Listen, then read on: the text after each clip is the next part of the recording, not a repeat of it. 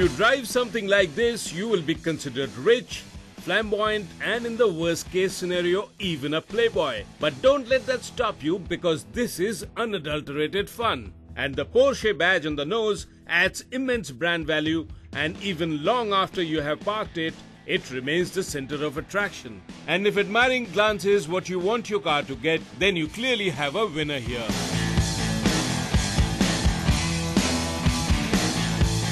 "315 brake horsepower, this is the Porsche Boxter with an S.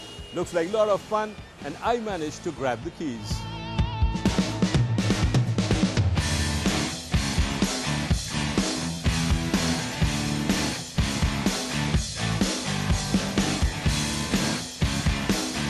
Believe it or not, the Porsche Boxster here is one of the cheapest thoroughbred sports cars that's sold here. And when I say cheap, I don't really mean peanuts. It still costs over rupees 80 lakhs. But what you get for that kind of money is a car with smashing looks and a car that will put a smile on your face every time you blip the throttle.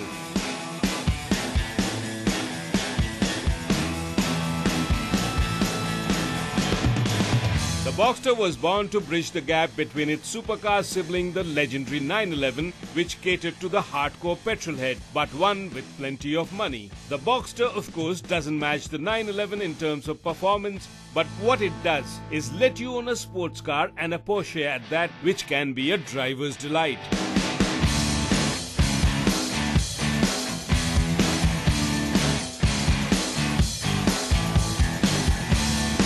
This Porsche Boxster is powered by a flat-six engine which delivers about 315 brake horsepower and 380 Newton meters of torque. Well, it's not exactly in the supercar league in terms of power output, but don't get misled by that, because what it does is it delivers power to a very dynamic chassis, and the wheels can use all the power. The power in this Boxster is extremely usable, and that is the USP of this car. There are many other cars you will find which will give you a much higher power output, but the chassis is not so dynamic, so you can't use all the power. While as in this Boxster, you can put all this power to the wheels. Add to this the Porsche active suspension management, which in other words means that if you want to play a race car driver, you can stiffen up the suspension by pushing the sport mode. Once you put this into the sport mode, the car becomes a whole lot more fun, and you can corner really flat out. Obviously, I don't advise you to do that on a public road, but if you do get hold of a racetrack, then try this sport mode, and I'm sure you will be delighted with the outcome.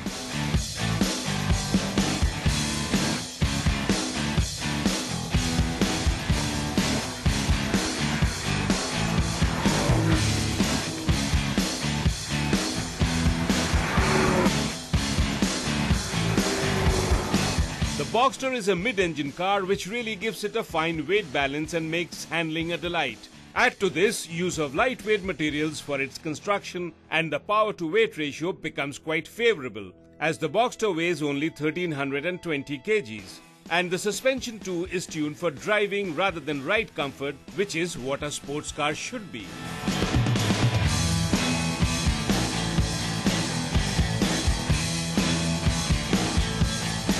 Even if you are not very impressed with the power output, let me tell you that the Boxster still manages the 0 to 100 in just a shade over 5 seconds, which is pretty quick for darting from one traffic light to another.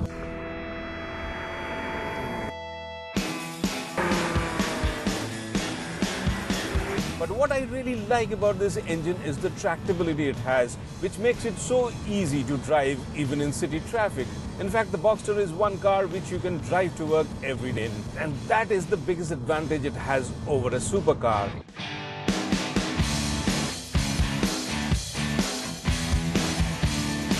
And another area where the Boxster really scores is its impeccable build quality in true Porsche tradition. The doors shut with a precise clunk, and everything inside the cabin is as it should be in terms of ergonomics. The Boxster comes with very useful driver aid like traction control, anti-lock braking systems, a 6-speed auto gearbox with a manual and a sports mode, and of course airbags to protect the occupants. And at the touch of an electric switch, the Boxster goes topless as well to let you have the wind and sun experience.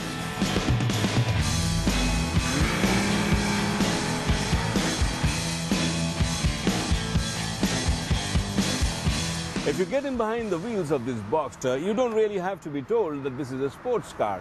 Everything here screams performance and speed. The leather-wrapped steering wheel, the sporty instrumentation and a gear lever which is ergonomically located.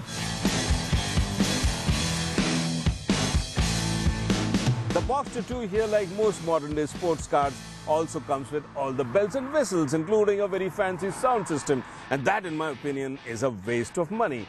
Because the only music I really want to listen to while driving a mid-engine car is what comes out of the twin exhaust.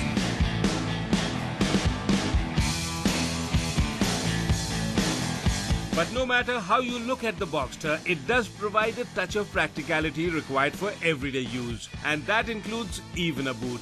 In fact, two of them, with storage in both the front and the rear compartment of the car. And for creature comfort, it does have all the bells and the whistles you might need to indulge yourself. That is, when you are not busy pushing pedal to metal. If I were to compare this Boxster with the 911, then I would have to say that the 911 costs about double of what the Boxster does here. But does that mean the Boxster is only half the fun? Actually not. The Boxster is a lot of fun to drive, and the main advantage here is that you can drive it on an everyday basis and it's very easy to live with. Of course, it does not have the unmatched performance or the pedigree of the 911, but then this is a much more affordable car and actually a whole lot more usable. The Boxster S costs around rupees 89 lakhs ex-showroom in Delhi, and in India only the Boxster S is sold by the company, which is the more powerful variant.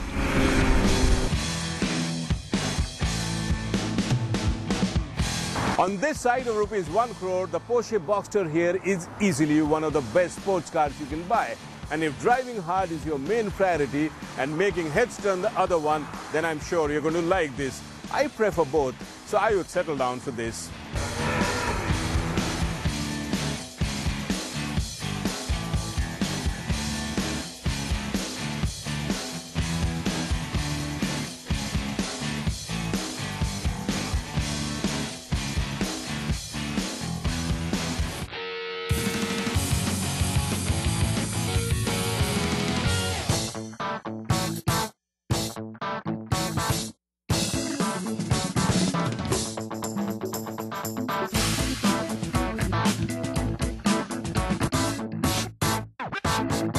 Superbikes have been available in our Indian market for quite some time now. But then, they're just too expensive and not really ideal for our crowded city traffic light conditions. Hence, they're reduced to being machines that are reserved for that weekend blast out on the highway. I need something that's suited for the open roads but yet friendly enough for the city. Something that's not as expensive as the liter class bikes. And that something could just be the Kawasaki Z800. Now at about 8.05 lakh rupees ex-showroom Delhi, it's not exactly cheap. But it's still cheaper than its big brother, the Z1000, by over 4 lakh rupees. Sure, the Z1000 is more powerful, faster and lighter than the Z800, but it's not by a huge difference. And considering the price to performance ratio, the Z800 makes a whole lot more sense.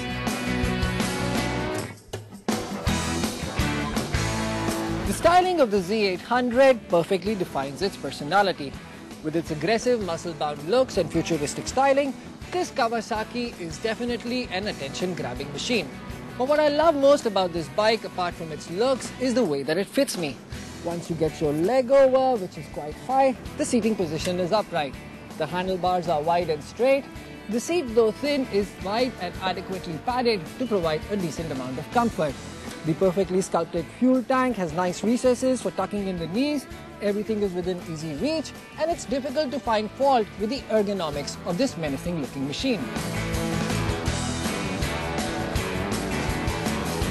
A big digital instrument console displays the speed, fuel gauge, engine temperature, clock, and even features a real-time mileage indicator and distance to empty meter. The vertical display tachometer is housed in the center of the console, but is not very easy to read because the number markings are just too small. The switchgear feels nice to use, but I miss not having the self-cancelling indicators on this motor. A minor niggle, but what I do appreciate is the attention to small details like the Z pattern on the seat and the Z-shaped tail lamps, which just highlight the brand image of the bike. The Z800 is powered by an inline 4-cylinder 800cc engine which generates about 113 PS of power and 83 Nm of torque. The top speed of the bike is rated at 230 km per hour, and that's not slow. To tame all that power, there's the 310mm dual semi-floating discs at the front and a 250mm single floating disc at the rear, and we even get anti-brake lock system as standard. Considering that the bike weighs 230 kilograms, that should make it fairly quick.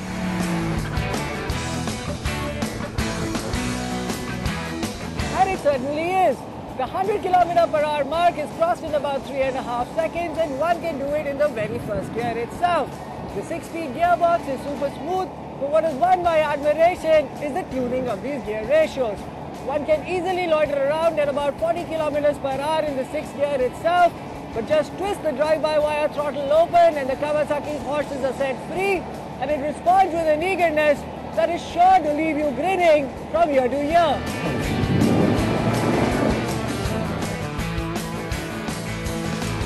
What I really like is the fact that the chassis is well sorted for leaning into corners and taking those sharp sweeping bends with ease. It feels nicely poised and planted and is fairly agile when it comes to suddenly changing directions even at high speeds. It's quite a capable highway carving machine, though the wind blast at triple-digit speeds will have you crouching as low as possible to cheat the wind. It is a naked bike after all, and flexing all that muscle does have its side effects.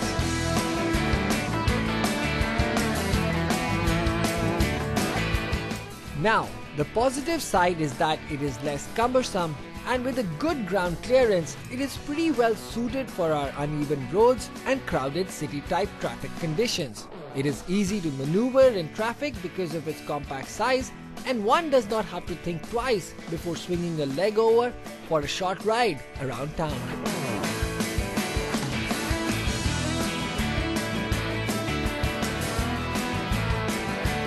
After spending a few days with the Z800, I have only one thing to say. This bike is an absolute cracker. Naked street fighter looks coupled with enough horsepower and its dual role ability as a city-friendly bike and a highway blasting machine, the Z800 rates very highly in my books. It's quick, fast, practical with a dual factor of 10. I mean, who wouldn't want a bike that can be used every day and yet has the legs to keep up with the big boys out on the open road?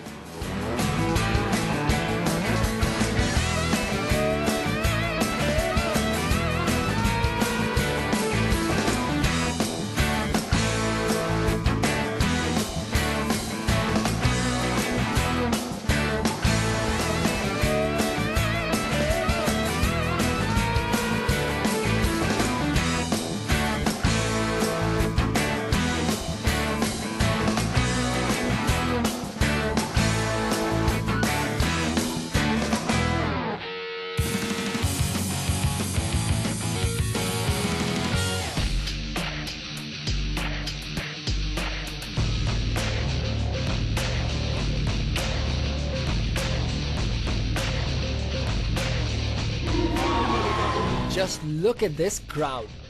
25,000 people gathered at the Buddh International F1 Circuit to witness something absolutely new, the T1 Prima Truck Racing Championship.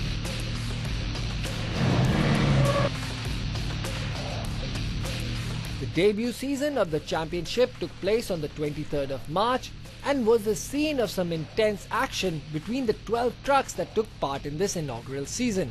The T1 Prima Truck Racing Championship comprised of 2 races,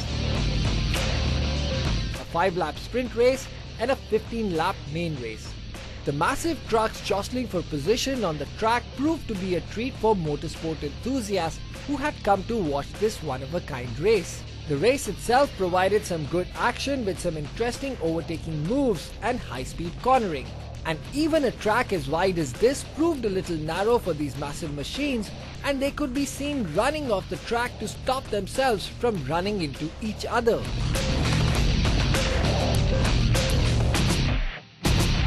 The 12 drivers who took part in this race are international drivers who regularly compete in the British Truck Racing Championship and were most capable of handling these machines and put on a great show for the crowd. These specially modified trucks, which generate 370 horsepower and reach a maximum speed of 110 km per hour, were specially modified to meet a mix of safety and performance regulations needed for truck racing environment.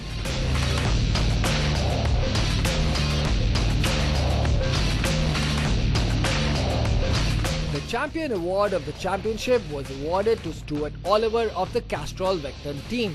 The winning driver was granted the award on the basis of combined points from both the races. The inaugural series of the Truck Racing Championship proved to be quite popular with the crowds and drivers alike. This unique initiative by Tata Motors too proved that there is a lot of potential for this kind of a sport, and judging by the attendance of the crowd, I'm sure they'll be happy to see these beasts jostling for supremacy on the racetrack again and again.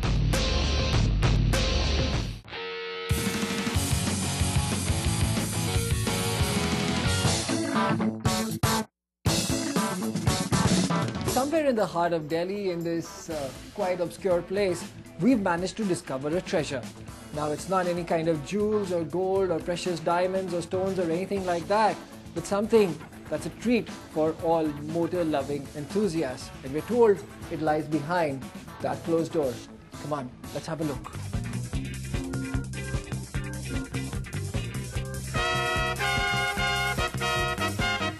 Bikes and scooters, long forgotten, hidden away from the prying eyes of the normal consumer. Nobody knows what this place is or where it is, but we've managed to find it and get you this exclusive preview about one man's collection and hobby. Could that be the man?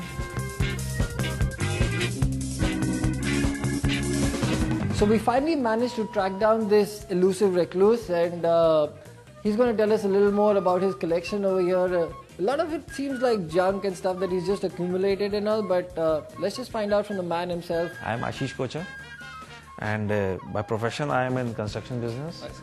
And this is my hobby, to collect bikes and scooters. So this is some of my collection.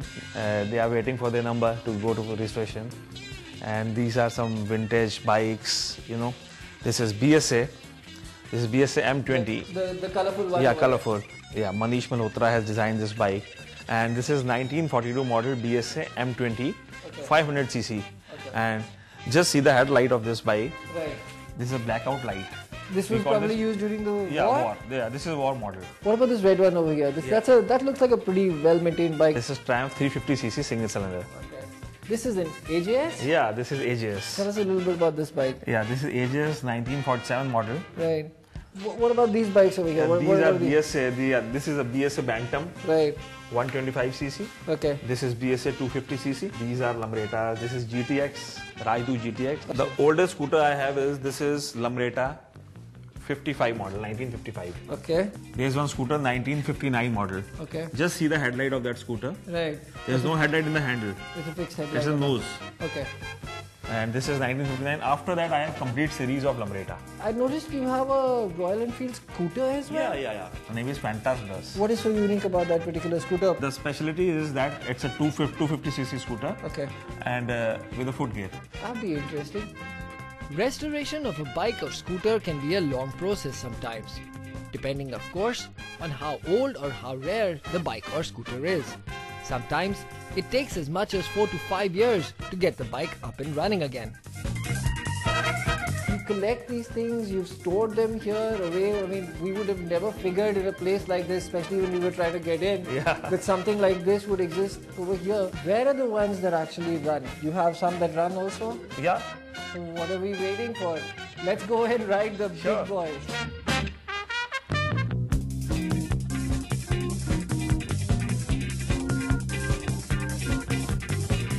We saw them, but we couldn't believe it.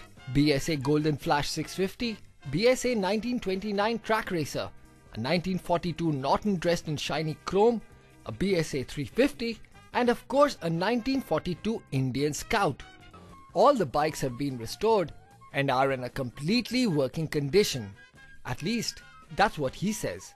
Let's take a couple of them out for a spin to see how well they actually ride.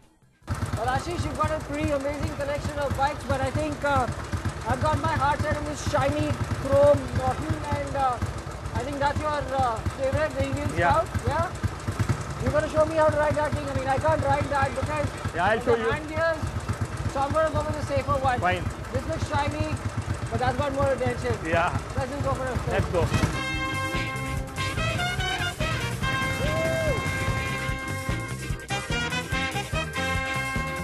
The streets were crowded, but the Norton, she felt comfortable in such conditions.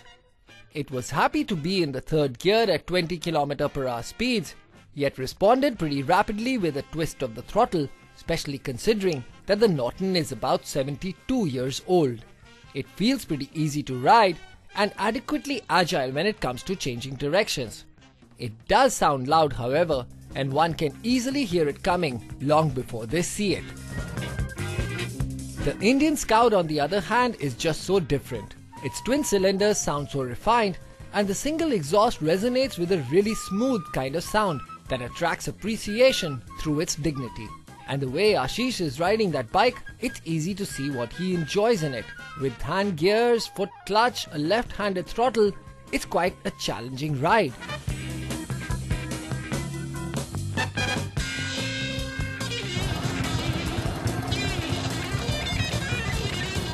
Well, Ashish, we always ride new bikes, but we always test them, we always give opinions about them, but to be able to ride something that's 1942, experience all the amazing bikes in your collection, well, it's just been one of the most awesome days ever, and the opportunity to actually ride one of these.